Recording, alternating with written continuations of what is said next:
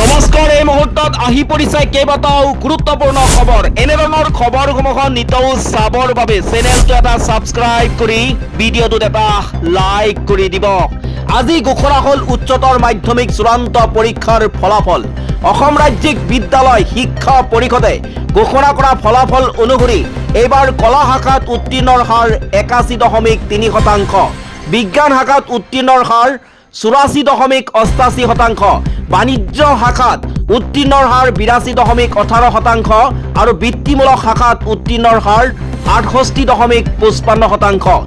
এই মুহূৰ্তত আহি পৰিছে আন এটা গুৰুত্বপূৰ্ণ খবৰ। উচ্চতৰ মাধ্যমিকত 94.21%ৰে কলা শাখাৰ শীৰ্ষত আছে বাক্সা জিলা।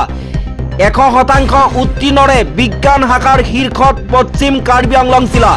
100% উত্তীৰ্ণৰে বাণিজ্য শাখাৰ শীৰ্ষত দক্ষিণ শালমাৰা আৰু বৃত্তিমুখী শাখাৰ শীৰ্ষত বিশ্বনাথ, লখিমপুৰ, নলবাৰী, শ্ৰীভূমি জিলা আৰু এই জিলাকেইখনৰ উত্তীৰ্ণৰ হাৰ 100%। এই মুহূৰ্তত আহি পৰিছে আন এটা গুৰুত্বপূৰ্ণ খবৰ। উচ্চতৰ মাধ্যমিক চূড়ান্ত পৰীক্ষাত অনুতীৰ্ণ বা অসন্তুষ্টসকলৰ বাবে বিশেষ সিদ্ধান্ত শিক্ষা পৰিষদৰ। সংবাদমেল সম্বোধন কৰি শিক্ষা পৰিষদে কয় যে দুদিন পাছত উত্তৰবহী পুনৰীক্ষণৰ কাম আৰম্ভ হ'ব। দুদিন পাছত উত্তৰবহী পুনৰীক্ষণৰ বাবে পৰ্টেল মুকলি কৰি দিয়া হ'ব। পৰৱৰ্তী সময়ত মেইলত ছাত্ৰ ছাত্ৰীক প্ৰদান কৰা হ'ব উত্তৰবহী। এই মুহূৰ্তত আহি পৰিছে আন এটা গুৰুত্বপূৰ্ণ খবৰ। গুৱাহাটী হাইকোৰ্টৰ বাৰ সন্থাৰ পৰা পদত্যাগৰ সিদ্ধান্ত মুখ্যমন্ত্ৰী ডক্টৰ হিমন্ত বিশ্ব শৰ্মাৰ।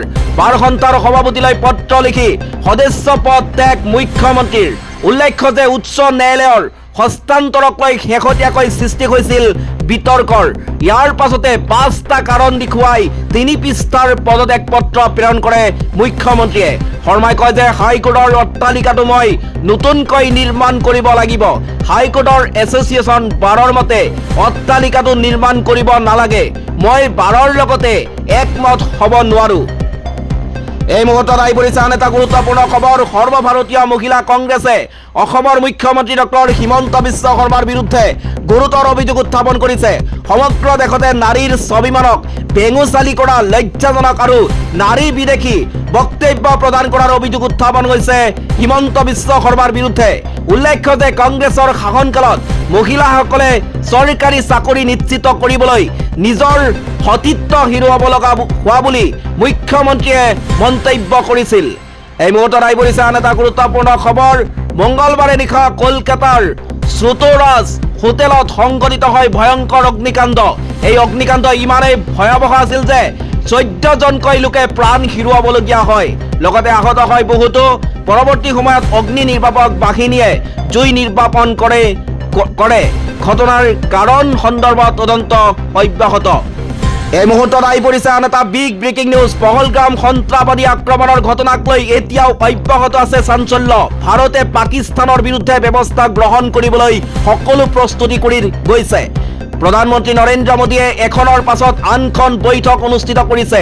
অৱশ্যে ভাৰতে কি ব্যৱস্থা গ্ৰহণ কৰে সেয়া সময়ত হ'ব লক্ষণীয়।